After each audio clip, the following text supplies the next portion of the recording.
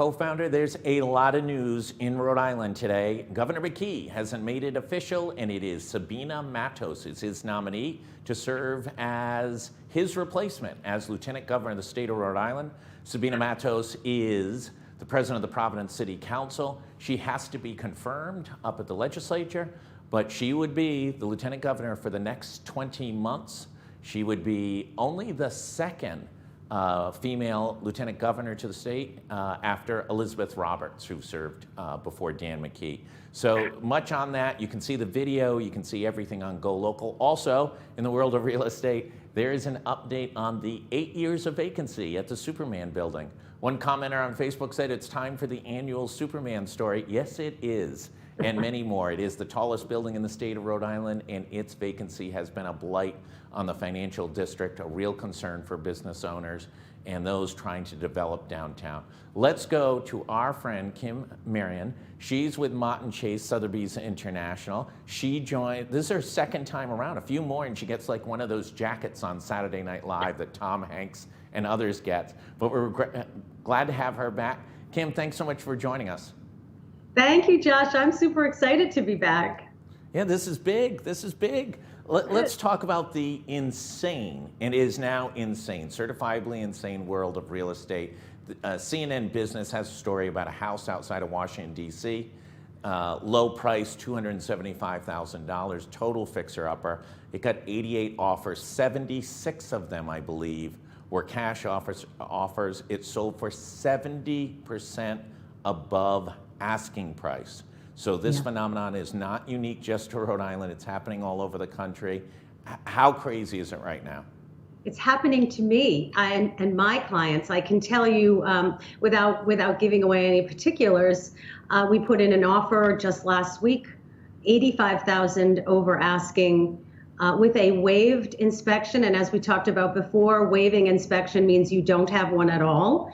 And we also waived the appraisal contingency, and we were outbid, and it was super unfortunate. But my buyers were prepped by me to know that it may take 4, 5, 6, maybe 7 tries to find just the right place and win the bid. And we are optimistically moving forward. We're going to find them something for sure. That was kind of a blow. Well, think about that house in Washington, D.C., outside of Washington, D.C., 87 unhappy bidders, right? I mean, we're not talking about 5 or 6. We're talking about 87 that walked away homeless, shall we say. Let's go to sort of the dynamic, because it is getting very dynamic, and you do need good counsel. And you've kind of broken down, the factors that people should look for when they're trying to navigate and purchase something in this incredibly complex and very, very competitive environment, who they should work with. So talk a little bit about who's that person, what are the issues that need to get worked out? And for a lot of these, these are complex business issues that buyers need to understand about the marketplace now. Right. So you just nailed one of the top comments that I was going to mention, and that is, as agents, we aren't selling a house. That's the easy part. We are managing very complex contracts that people don't see all the time.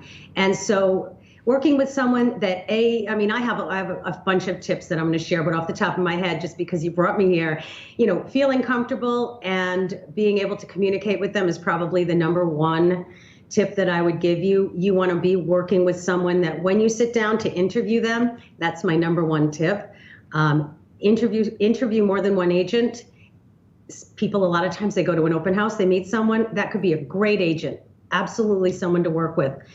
I feel like the best thing to do when you're going to put your hundreds of thousands or millions of dollars in the hands of a professional, you should spend the time to talk to them a little bit and ask them some questions. So one of the questions I would say to start with is ask about their experience. It seems obvious, but in this market, with it being so hot and so houses selling so fast, you can imagine that there are a lot of new agents in the market, and I'm not saying that that's a bad thing. Everybody was a new something or other when they started whatever they started. So if you meet someone and you really like them and they say, my experience is that I've been an agent for 6 months and you really like them and they're energetic, as many and most new agents are, and they're really excited, I would say to ask them a couple of questions. Ask them if they have someone in their office that's a mentor. Ask them if they have someone that is going to be looking over paperwork just to make sure. And you might even ask a few questions like, do you know the difference between waiving a mortgage contingency or waiving an inspection? That's a good one. Do you know the difference between waiving an inspection and having an inspection for buyer's information only? If you pick someone that doesn't know the difference, you can make a very big, expensive mistake when you go to buy a house. So there are a lot of questions you can ask. Have they? I want to jump in here. This is mammothly important to people's wealth, right? An error in one of these situations, you think about it, of all your assets that you accumulate, unless you're a member of the British royal family or inheriting tons of money, but if you're earning your own money and earning your own way, you're going to, when you buy a house, make the biggest purchase, in all likelihood 99 times out of 100, that you've ever made. And it's also going to be a key part of your assets into your retirement, right? You're going to sell it at some point or transfer it or do something with it, and it's going to be a key element. You don't want to make a $750,000 error. That's right. And so working with someone who, obviously, I want to say work with a seasoned agent in this incredibly challenging market, complicated contracts and writing offers so that there are little tricks to the trade. We covered some last time, but there are things that new agents would need a little support with, and maybe they have it. So I'm not knocking a new agent, and I'm also supporting seasoned agents that have the experience to know really how to win or try to win you a house in this market. What are some of the other issues? Talk about, those elements that can really make or break a deal from a standpoint of me, the buyer. You're representing me. What else do I need to know? So I want to know, when I work with someone, I want to know, and I think they should also ask me, how are we going to communicate? What is the expectation that I have? If I text you at 2 p.m, are you going to get back to me at 2:05? Or are you going to get back to me at 4 o'clock? How many buyers and how many listings do you have? How many buyers are you working with? How do you like to communicate? Because if I'm a texter and you're a person that really wants to hear my voice and have all of the details, spoken word, I want to know that so that I have a happy customer in the end. I always tell my clients, if you text me and you don't hear back from me in 5 minutes, call 911. Something happened. Something happened. Save me. But some clients actually don't necessarily need or want that. They like something a little more laid back, and they say, it's fine. You get back to me when you can, and I'm okay with that. So I'll roll with that. But you want to talk to your agent so that that person can meet your needs the way that you need them to be met, and that's going to make you have confidence going forward. Another super important one is, how are you going to be paid? And this seems so simple because you go into a purchase assuming that the seller of the property has made an agreement with their listing agent that they're going to sell the property at 3%, for instance. And then that 3% typically is divided between the buyer's agent and the listing agent. That's pretty standard. That's what we do here. That's what many brokerages do. However, not asking this question, you could sign a paper that says, on top of that 3%, the buyer's agent that you're working for will be asking for you to pay an additional 2 or 3 or a flat fee. So it's really important, if you're going to work with someone and they're going to be your buyer's agent, and I'm not judging whether that's one thing or another, it is the way that some people work and it works for them. But you want to know, if you're paying them out of your pocket, you want to know, do I want to actually pay an additional amount on top of what is being given through just the purchase, paid for by the listing agent? People always say the listing agent pays the commissions. So ask the question of the person that you're interviewing. How do you get paid? Is there an additional fee as my buyer's agent that I should expect, so that you are aware and you don't get surprised at the end with $3,000 or $4,000 or $5,000 or out of your pocket that you kind of thought, oh, I thought the commissions were split, and now I'm paying this money. Yeah, listen, So, I heard an ad the other day from one of these, I'll call them real estate hustlers, who said, bring us your home, we'll make sure the buyer pays the real estate commissions. Yeah. What? When did that become the rule? And I would sure like to know that if I'm the buyer of one of those properties. Exactly. So where your money's going to go, who's managing your contract? Right now, those are at the top of our list, but believe it or not, I have a couple of others that are pretty important. And one of them is about what happens in a conflict of interest. So what I mean by that is, if I'm your agent and Josh, you love a house and you want me to put in an offer for you. So we write up the offer, and then you don't know, but I have 2 other clients that I'm also representing, and I'm writing offers for them. You want to know, how do you handle, as my agent, an offer from me if you have another client that is also interested in this property? I would say that I have my office manager write up my other client's offer. I don't know what other agents say and do, and I'm not judging that either. Again, I think that as long as everything's above board and they maintain privacy for each client, it probably is fine. I think that you should ask that question. What if you're the listing agent? So what if I have a house on the market and I also have a buyer that I know is going to love this house? Well, that's a conflict of interest, because I know what my seller wants to sell it for, and I know what my buyer's willing to pay for it. What do? In that case, I take that buyer and I say, I represent the seller in this transaction. I can't give you buying advice. I can't run comps for you. I need to give you to another agent in my office, or again, if my office manager can manage that for me, my office manager can represent them. He can give them comps. He can tell them, this is what I would offer in this area. I would expect, prices to go over in this range. I can't do that. It would be a conflict of interest for my client, my seller. So yeah, that's a really important issue. It's got to be disclosure. And we, as a news organization, hear about situations from time to time in which folks agents didn't disclose that they had these dueling roles, and right. There's a potential conflict there. Should they give you like a $20 tip, like they're trying to get a good table at the Copacabana? I mean, is that the way to kind of handle that situation? Well, I would never advocate for tips.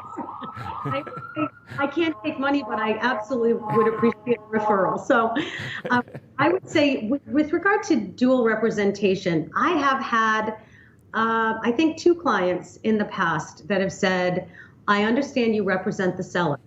You are my agent. I trust you. I like you. I will let your office manager write up this offer. I will let your office manager give me advice. We won't ask you any of those questions, but I still want you to represent us in the transaction. And then I still have to have Ben, my office manager, make sure that everything is above board. And that can be tricky. So I always tell people, I would rather give you to Ben or another agent in my office that I know will take care of you and do the right thing by you and see you get the house you want. Because the issue as an agent is, obviously, it's profitable if you have the listing and the buyer. So I would rather make sure that my brokerage is protected and both of my clients are protected, and give that client to someone else in my office who can represent them and give them good advice. Right. Yeah. And what else? I mean, I think what you hear from folks who are trying to buy homes is it's an incredibly frustrating process, right? You see a house, you call your realtor, literally they hit you back 3 hours later and say it's gone. How do you beat that cycle? How do you take advantage of at least be in a competitive situation and take advantage of your agent's knowledge of the marketplace? Yeah, that's a great question. So I think I mentioned it before, we have a system we use called Real Scout that is connected to the multiple listing service, the MLS.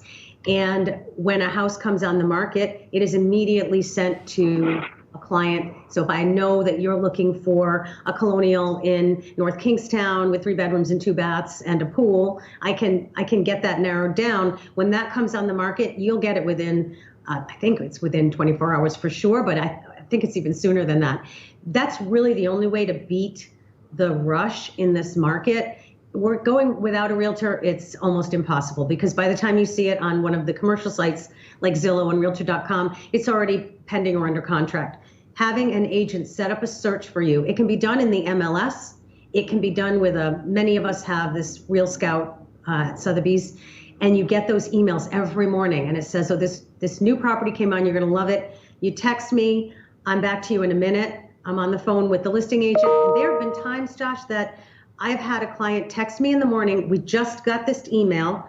I immediately reach out to the listing agent and they tell me, I'm all booked for showings on Saturday. This is like 8 o'clock in the morning, and the property came on in the middle of the night somewhere. And I can get you in on Sunday, or I'm begging for my client. Look, just give us like your last appointment. Hey, pass that $20 along that you got for the good seat at the Copacabana. You know, I had kind of one last question, and then I'll turn it over to you. You know, in this environment, are there some folks who should, one, be jumping in as sellers? So supposedly the spring buying market starts on March 1st, right, and you've seen an increase in inventory, but not a crazy increase in inventory, as I understand where the trends are right now. Should there be some sellers who really start thinking about getting into this marketplace? Yeah, I think so. I think that if you are thinking of selling in the next 3 to 5 years, maybe you want to downsize, maybe you're going to do half-time in Florida or somewhere else, and you're going to come back here and you're going to rent for the summer or something like that. If you're thinking, I don't know, maybe next year, maybe the year after, definitely if you're going to be in the next 3 to 5 years, it would be a shame to miss this market. And they would actually help the market. They would help us find our clients' houses, but it may also help normalize prices. You know, because as more properties come on, then this urgency and this demand and paying $100,000 over or more would subside some. But they will get the most that they're going to get for their house. And I know the thing that I hear from sellers that are speaking to me or potential sellers, where am I going to go? Yeah. And it's a question, and you can do a couple of things. You can make a contingency on your sale that says pending sellers finding a new home. So I'll sell my home to you. We'll make an agreement. I need 3 months or 6 months, or literally pending me finding my new home. That could work for you. Some people have rented, and the increase that they are going to get for their property is so substantial that renting for a year actually turns out not to put them at a deficit. They're still at a profit with that. Yeah. We could, and let me just flip it around. Are there some buyers who should sit out this market because not only are they bidding over asking price, but the asking prices are so much higher? I mean, I look at real estate regularly. There's a house in the Fifth Ward in Newport. You know, I mean, I don't want to call it a shack, but it's not much above a shack, and it's $700,000, and I guarantee it'll be gone by the end of the weekend. I mean, it's kind of a crazy period of time. Yeah, I just sold a little tiny cottage in Newport. I can't say because it's not closed, but it's substantially over. 2 bedroom, 1 bath. Adorable. But yeah, the Newport. Yeah, this wasn't adorable. By the way, this had no adorability to it. It was just a house in the Fifth Ward. Okay. Yes.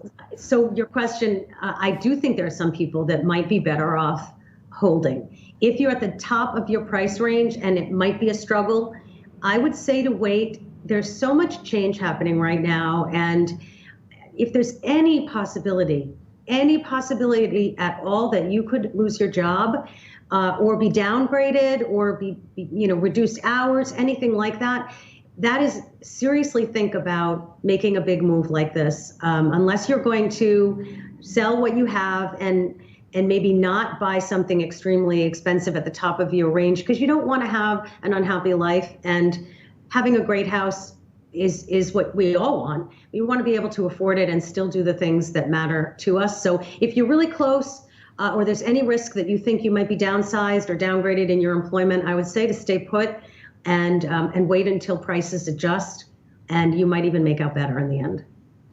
Kim Marion from Mott and Chase, she knows it all. There was one other key element that buyers should look for in an agent. I think it was the name Kim, right? You should really work with people named Kim. Is that what I understand? It goes by Kim. You know, she's Yeah. around. You're around. You're funny. Kim Marion from Mott and Chase, Sotheby's International. Thank you as always. You are getting closer and closer to that Saturday Night Live velvet jacket.